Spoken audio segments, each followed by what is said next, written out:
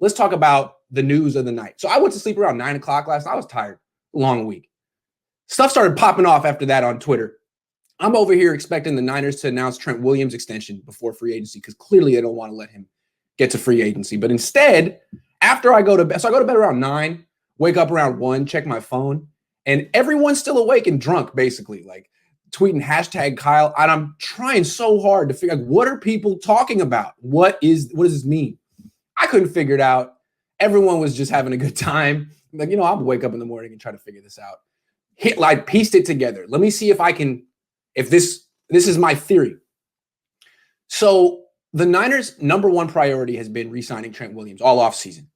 They've earmarked so much money. It's going to cost at least $23.5 million annually to keep him. At least. Because there could be other teams in other states who offer the same that have less state taxes, and the Niners could have to come back over the top. So the Niners been making this full court press to get Trent Williams to sign and agree to something before free agency. He won't do it. Hasn't done it yet.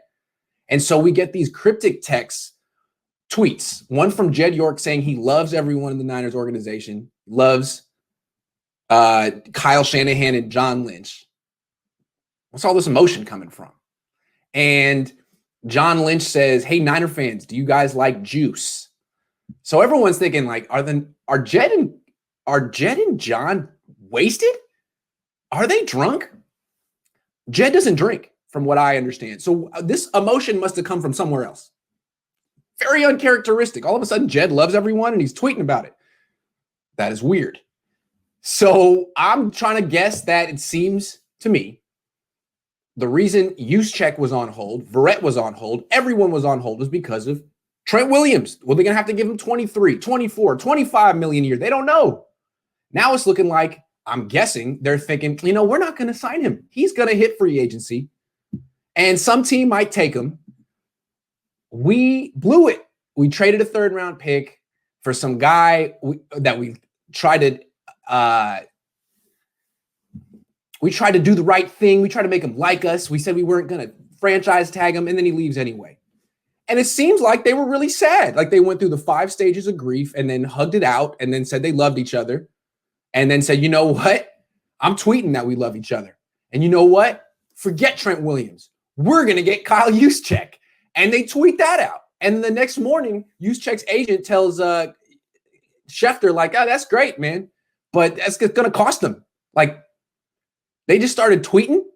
So they didn't even talk to Kyle Juszczyk before they decided that they were going to extend him. It is like, was that tweet a message to Trent Williams? Like, hey, man, we're moving on. All this money we have earmarked for you, we're starting to give it to other players. And if you thought we were going to wait around for you, we're not. I don't know. I have a lot of questions, but it was very strange. Whatever. It sounds like Juszczyk probably will get extended because he's not asking for $25 million a year, although he's going to get paid a lot for what he does. And I always felt that the Niners underused Juszczyk. He's worth the money that they pay him, but they don't use him, so he's not worth the money that they pay him. They play him like 40% of their snaps. They give him like 2 touches a game. What he basically does is goes in motion. He stands over here, and then he goes over there. Oh! Kyle Juszczyk, everyone. And then he'll do it again. He'll start over here, and then he'll go. He just wears out the grass.